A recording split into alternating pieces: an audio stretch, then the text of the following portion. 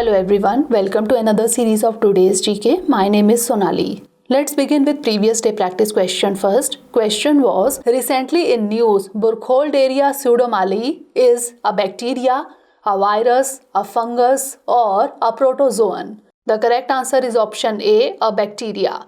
A potentially dead bacteria has been found in water and soil samples for the first time in the United States. The name of this bacteria is Burkholderia pseudomallei. Hence, option A is correct. As per the US Health Agency CDC, exposure to this bacterium can cause a rare and serious disease, melioidosis. According to a 2019 study, about 1 out of 4,600 people is infected with melioidosis. The study also found that worldwide about 90,000 people die from melioidosis each year. Now let's begin today's session. First question is, in which of the following group tiger is listed in the IUCN Red List? Critically endangered, endangered, near threatened or vulnerable? The correct answer is option B, endangered. Global Tiger Day is celebrated every year on 29th July to raise awareness about tigers. The decision to celebrate 29th July as Global Tiger Day was taken at the St. Petersburg Tiger Summit held in Russia in 2010. At this summit, a global target was set to double the number of tigers by 2022. The tiger is listed as endangered in the IUCN Red List, hence option B is correct. India had launched Project Tiger for conserving tigers in 1973.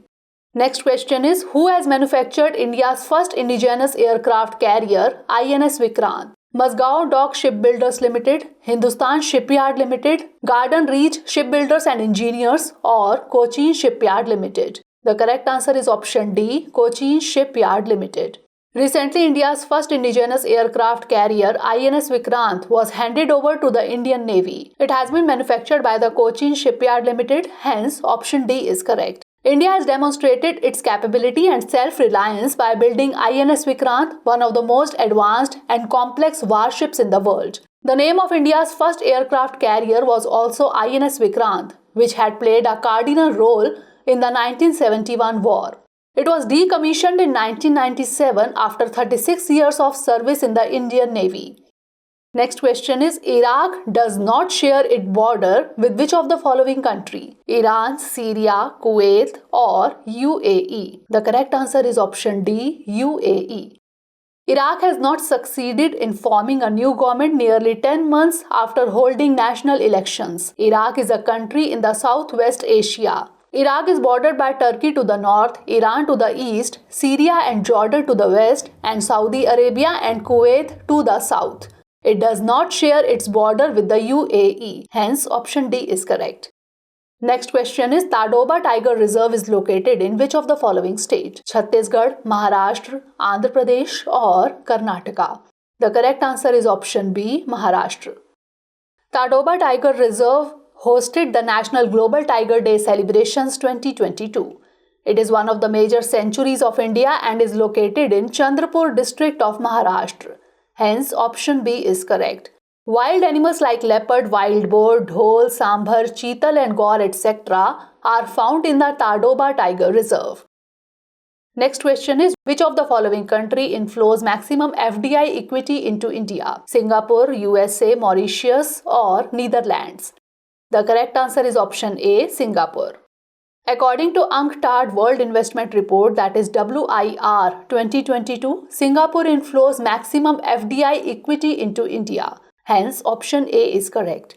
Singapore accounts for around 27% in FDI equity inflows into India. Singapore is followed by USA with 17.94%, Mauritius 15.98%, Netherlands 7.86% and Switzerland 7.31%. As per the same report, India has improved its performance by jumping one place and is now ranked 7th among the top 20 host economies for 2021 in terms of FDI inflows. Karnataka, Maharashtra, Delhi, Tamil Nadu and Haryana are the top 5 states receiving highest FDI equity inflows during financial year 2021 to 22. Next question is, the Sampada scheme is implemented by which of the following ministry? Ministry of Agriculture and Farmers Welfare, Ministry of Micro, Small and Medium Enterprises, Ministry of Food Processing Industries or Ministry of Earth Sciences? The correct answer is option C, Ministry of Food Processing Industries. A total of 853 projects have been approved for setting up of food processing units under various sub-schemes of Pradhan Mantri Kisan Sampada Yojana, that is PMKSY. The Ministry of Food Processing Industries, that is MOFPI, has launched Pradhan Mantri Kisan Sampada Yojana, which is an umbrella scheme. Hence, option C is correct. It aims to create modern infrastructure with efficient supply chain management from farms to retail outlets. This scheme will not only try to boost the growth of food processing sector in India, but will also help in doubling the income of Indian farmers. Next question is, United Nations Security Council headquarters is located at which of the following? New York, Geneva, Paris or Rome? The correct answer is option A, New York. After the recent attack on Indian and Moroccan peacekeepers in Congo, India has convened a meeting of the United Nations Security Council, that is UNSC. UNSC is one of the 6 principal bodies of the United Nations. It was established in 1945 by the United Nations Charter. This council consists of 5 permanent and 10 non-permanent members. Its primary responsibility is to work for maintaining international peace and security. Its headquarters is located in New York, hence option A is correct. Next question is, recently Internet in India report has been released by Ministry of Communications and Information Technology, Ministry of Electronics and Information Technology, Internet and Mobile Association of India or Niti Aayog. The correct answer is option C, Internet and Mobile Association of India.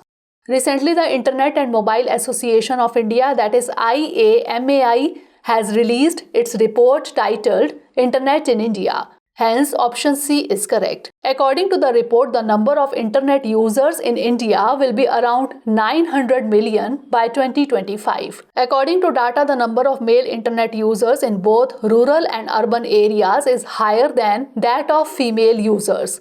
Social media, entertainment and communications are the 3 most used activities in India. Goa has the highest internet penetration while Bihar has the lowest internet penetration in India. Both urban as well as rural users of India use OTT platforms equally. IAMAI was established in 2004 and it is a non-profit industry body.